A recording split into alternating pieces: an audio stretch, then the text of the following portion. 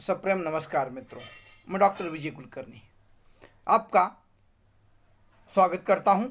आज हम सरदार भगत सिंह इन्होंने जो पत्र लिखा है अपने साथियों को, उस पर चर्चा करने के लिए मैं सम्मुख हूं।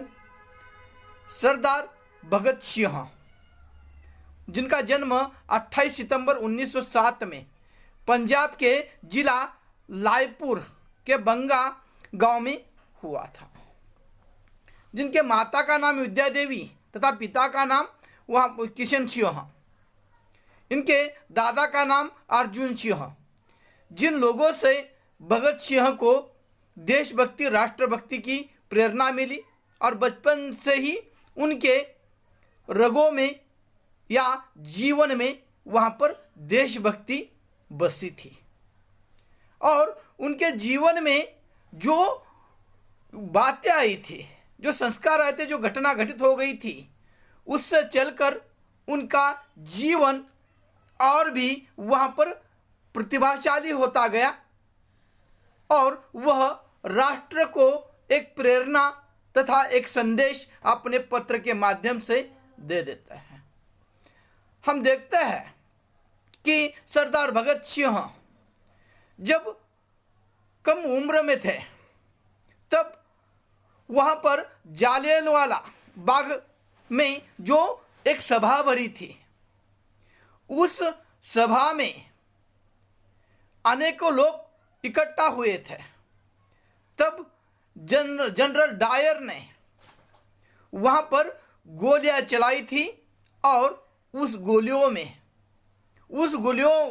में न जाने कितने हिंदुओं की हत्या की थी, देशभक्तों की हत्या की थी, राष्ट्रभक्तों की हत्या की थी। एक माँ के सामने बेटी की मृत्यु, एक पिता के सामने अपने बेटे की मृत्यु, बेटे के सामने माता पिता की मृत्यु, भाई के सामने भाई की मृत्यु, और इस तरह का सहार दिखाई दे रहा था। जनरल डायर ने वहाँ पर गोलियां चलाई थी और अपने देश प्रेमियों की वहाँ पर हत्या की थी। और जालियांवाला बाग हत्याकांड में जो छोटा सा रास्ता था, उस रास्ते से लोग बाहर भी नहीं जा सकते थे। ऐसे अत्याचार उस अंग्रेज सरकार के उस अधिकारी डायर ने किए थे और तभी से वहाँ पर भगत सिंह क्रांतिकारी दल के साथ जुड़ गए और उन्होंने क्रांति का मार्ग अपनाया और क्रांति का मार्ग अपनाते हुए वह अपने साथियों के साथ देश सेवा करने लगे, क्रांतिकारी गुट के साथ जुड़ गए। और आगे चलकर जब यह जालियांवाला बाग हत्याकांड की घटना हुई थी, वह तारीख थी 13 अप्रैल 1919 में, और उसी घटना के कारण वहां पर भगत सिंह वहां पर अपने जीवन को परिवर्तित कर राष्ट्र के प्रति जो उनके दादा और पिता के द्वारा राष्ट्रभक्ति की एक सीख मिली थी, उसी के द्वारा वह आगे क्रांतिकारी गुट के साथ जुड़ गए। और 8 अप्रैल 1929 को वह बटुकेश्वर दत्त इनके साथ जुड़कर असेंबली में उन्होंने वहां पर विस्फोट किया, लेकिन उस विस्फोट में किसी मनुष्य की जीवन की हानि नहीं हुई थी।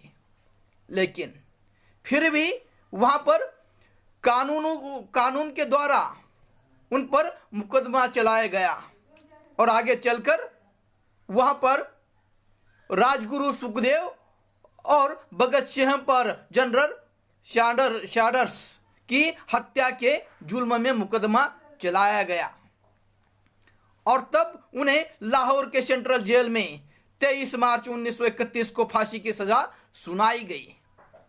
और उसी दौरान जब 23 मार्च 1931 को अंग्रेजों द्वारा भगत सिंह राजगुरु सुखदेव को फांसी की सजा सुनाई गई, उसके पहले दिन भगत सिंह अपने साथियों को पत्र लिखते हैं।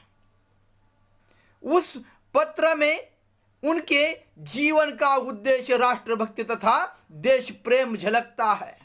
उनके सपने झलकते हैं, उनका वह मानवता का दृष्टिकोण झलकता है, उनकी सोच झलकती है और वह हमें एक सीख मिलती है। जिन्होंने इस देश की रक्षा के लिए अपने प्राणों की आहुति दी, उन्होंने कभी सीमित दायरे में रहकर सोच नहीं रखी थी।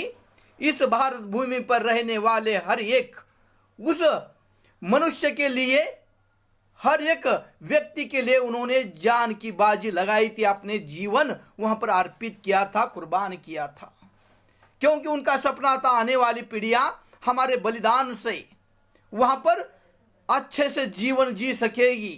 उनके सपने पूरे हो गए। भारत माता वहां पर स्वतंत्रता, भारत माता को स्वतंत्रता मिलेगी।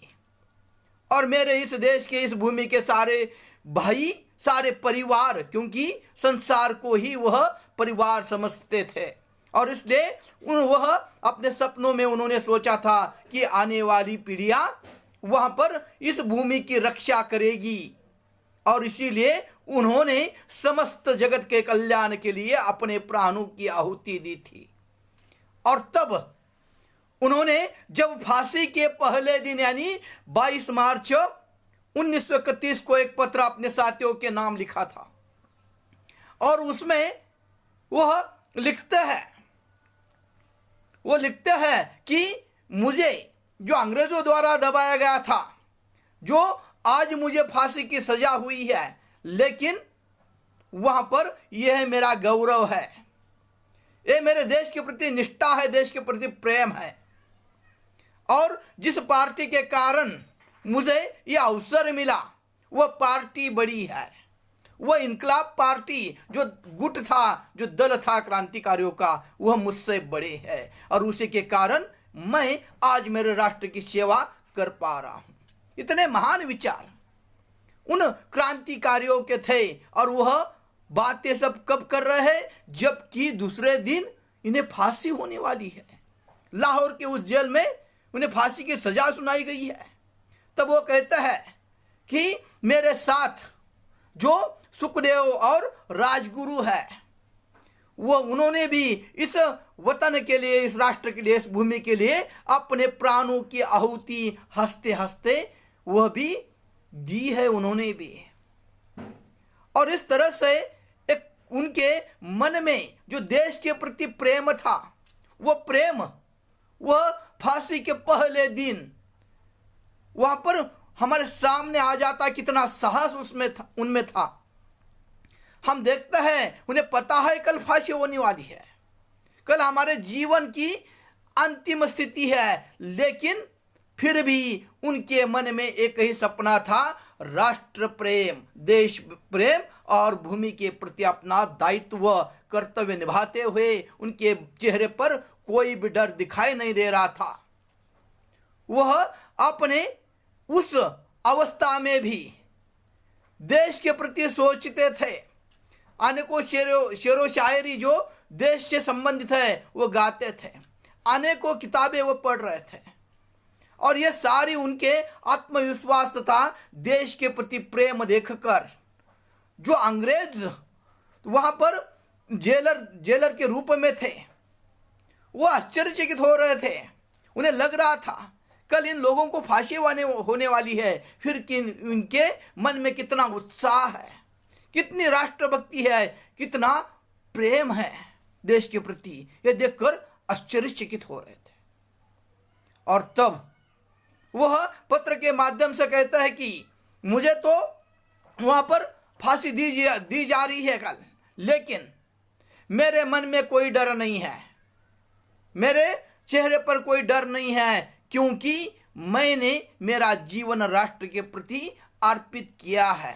अगर मैं डर जाऊंगा तो मेरा जो इनकलाब का सपना था, जो मेरी पार्टी थी, वह कमजोर हो जाएगी, लेकिन वह कमजोर नहीं होनी चाहिए, क्योंकि आने वाली पीढ़ियों को एक सही रास्ता मिलना चाहिए। और इस तरह की वहां पर उनकी मानसिकता थी और उस मानसिकता को लेकर वो कहते थे कि मुझे फांसी होने वाले है, इसका मुझे डर नहीं है, लेकिन मैं अगर कुछ दिन और रहता तो मानवीयता तथा एक राष्ट्र प्रेम का संदेश और वहां पर समाज में फैला था। लेकिन फिर भी मैं इतना खुश नसीब हूं कि आज मुझे इस राष्ट्र भूमि की सेवा करने का अवसर प्राप्त है। और इसीलिए वहां पर वह भगत सिंह, राजगुरु और सुखदेव के जीवन में जो साहस शक्ति और अदम्य देशभक्ति थी, उसका चित्रण इसके माध्यम से होता है और आने वाले क्रांतिकारियों को संदेश दे देता है। मैंने जो बलिदान दिया है वो बलिदान सुनकर भारत के भूमि पर रहने वाली वो माताएं अपने संतानों को ये संदेश देगी कि तुम्हें जीना है तो भगत सिंह, राजगुरु और सुखदेव की तरह जीना है, जिन्होंने देश के लिए अपने प्राणों की आहुति दी। और यही आदर्श अगर समाज के सामने और माताओं के सामने रहेगा तो आने वाले पीढ़ियों में वहां पर और भी हमारे राष्ट्र की भक्ति करने वाले, राष्ट्र के लिए जीवन जीने वाले संतानें निर्मित होगी और राष्ट्र वहां पर प्रगतिशील होगा, राष्ट्र में एकता दिखाई देगी। और यह सपने भगत सिंह, राजगुरु और सुखदेव के थे। उन्हें सिर्फ इंसानियत पता थी, खुद एक सीमित दायरे में नहीं तो समस्त राष्ट्र के लिए जिन्होंने प्राणों की बाजी दी। उनके ये सपने जो युवावस्था होते हुए भी उन्होंने अपने जीवन के बारे में नहीं सोचा, तो समाज के, राष्ट्र के प्रति और समस्त मानव कल्याण के प्रति उनकी भावनाएं थी। और यह इस पत्र के माध्यम से वह कहते हैं कि जब मैं चला जाऊंगा तब ये पत्र आप पढ़ रहे होंगे, लेकिन तब मैं नहीं रहूंगा, लेकिन जो माताएं ये सुनेगी तब उस माताओं के अंदर जो एक साहस निर्माण होगा, एक मेरे प्रति आदर निर्माण होगा और उससे चलकर न जाने कितने वहां पर माताएं अपने पुत्र को, अपने संतानों को इस राष्ट्र का गौरव महसूस करेगी। और इसीलिए मुझे कोई मेरे जाने का डर नहीं है। और उन्होंने, अंग्रेज सरकार जब फांसी का फैसला कर चुकी थी और तब फांसी पर लटकने से पहले वह अंग्रेज सरकार को कहता है कि मुझे जब फांसी लगाई जाएगी तो मेरे हाथ में हथकड़ियां नहीं पहनाई जाएगी, मेरे चेहरे पर वो नकाब जो होता है वो पहनाया नहीं जाएगा। और इस तरह से यह अपने अदम्य जो साहस है उस साहस का परिचय दे रहे हैं। और उस फांसी के फंदे तक जाते जाते उनके चेहरे पर जो खुशी है राष्ट्र के प्रति अपने आप को समर्पित करने की, रंग दे बसंती चोला, यह गीत, राष्ट्रभक्ति के गीत उनके होठों पर है। और इस तरह से भगत सिंह, राजगुरु और सुखदेव जिन्होंने अपने प्राणों की आहुति दी, और इससे उस पत्र के माध्यम से आने वाले अपने उस साथियों को एक साहस दे रहे हैं, प्रेम की शिक्षा दे रहे हैं, देश प्रेम, राष्ट्र प्रेम की एक साहस बढ़ रहे हैं। और इस तरह से इस पत्र के माध्यम से उन्होंने कहा है कि हमारे बलिदान से आने वाली पीढ़ियां वहां पर देश की सेवा करेगी, राष्ट्र की सेवा करेगी, निर्भयता उनमें होगी। और इस तरह से अपने इस अदम्य साहस का परिचय उन्होंने इस पत्र के माध्यम से दिया है, जो पत्र समस्त भारतवासियों को वहां पर एक राष्ट्र प्रेम का संदेश दे देता है। और इस तरह से भगत सिंह का पत्र, सरदार भगत सिंह का पत्र इस रूप में हिंदी साहित्य में यह पत्र चर्चित है, उस पर हमने चर्चा करने का प्रयास किया है। सभी देश के प्रति निष्ठा रखने वाले उन क्रांतिकारियों को तथा देशभक्तों को, राष्ट्रभक्तों को मैं तहे दिल से वहाँ पर नतमस्तक होकर उन्हें प्रणाम करता हूँ। वंदे मातरम, जय हिंद, भारत माता की जय।